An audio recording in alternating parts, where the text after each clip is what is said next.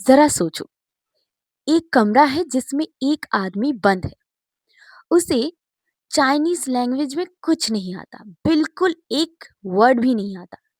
पर बाहर से जब कुछ स्टूडेंट चाइनीज लैंग्वेज में उसे कुछ सवाल देते हैं, तो वो आदमी रूम के अंदर से चाइनीज में बिल्कुल सही जवाब देता है।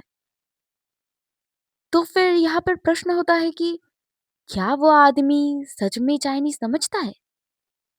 ठीक इसी तरह आज का हमारा जो टॉपिक है, उसमें सवाल बनता है कि क्या आज का सुपर इंटेलिजेंट कंप्यूटर सच में समझता है या फिर सिर्फ एक्ट करता है?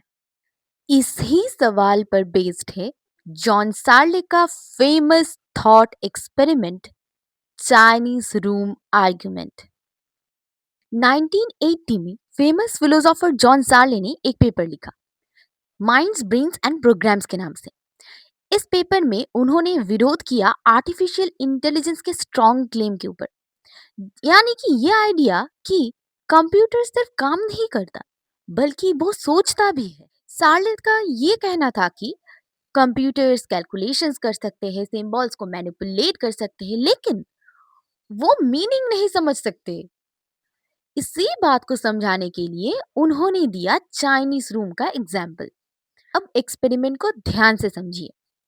एक बंद कमरा जिसमें कोई भी खिड़की नहीं, सिर्फ दो छोटे छोटे होल्स हैं।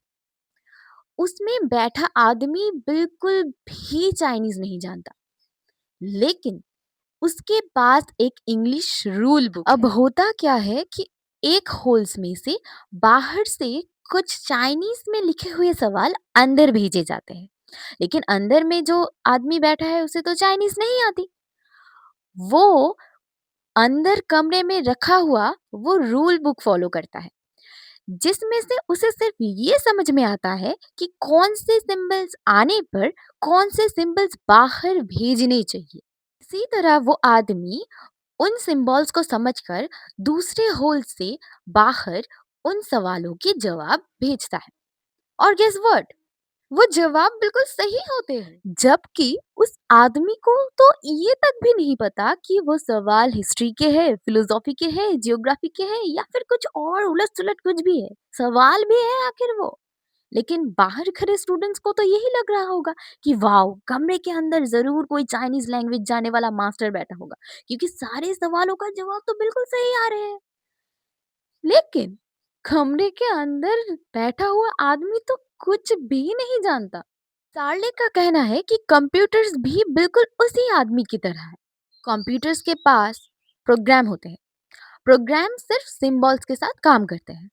उसमें कोई अंडरस्टैंडिंग या कॉन्शियसनेस नहीं होता। इसी एग्जाम्पल से सार्ले ये कंक्लूड करने की कोशिश करते हैं कि स्ट्रॉन्ग आर्टिफिशियल इंटेलिजेंस का जो दावा था वो बिल्कुल ही गलत था।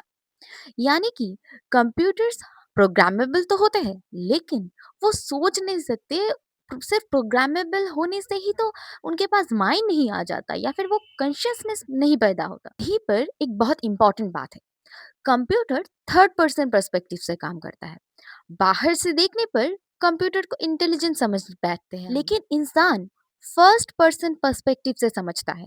यानी कि हमें पता होता है अंदर से कि हम समझ रहे हैं या नहीं, या फिर कुछ गलत है या नहीं। ये सब हमें अंदर से फील होता है, हम समझ सकते हैं, सोच सकते हैं। यही से हम ये कंट्रोल कर सकते हैं कि प्रोसेसिंग और अंडरस्टैंडिंग दोनों एक चीज नहीं होती। तो चाइनीज रूम आर्गुमेंट हमें ये सिखाता है कि कंप्यूटर बिहेव तो इंटेलिजेंट की तरह कर सकता है, लेकिन वो असल में कुछ समझता नहीं है। माइंड और कॉन्शियसनेस को सिर्फ कंप्यूटेशन से एक्सप्लेन करना इनकम्प्लीट होता है। और शायद इसी वजह से आर्टिफिशियल इंटेलिजेंस और ह्यूमन माइंड का डिबेट आज भी ओपन है। कमेंट सेक्शन में ज़रूर बताइएगा कि आज का टॉपिक आपको समझ में आया या नहीं, या फिर अगर आपको कोई डाउट है तो वो भी आप कमेंट सेक्शन में जाकर पूछ सकते हैं।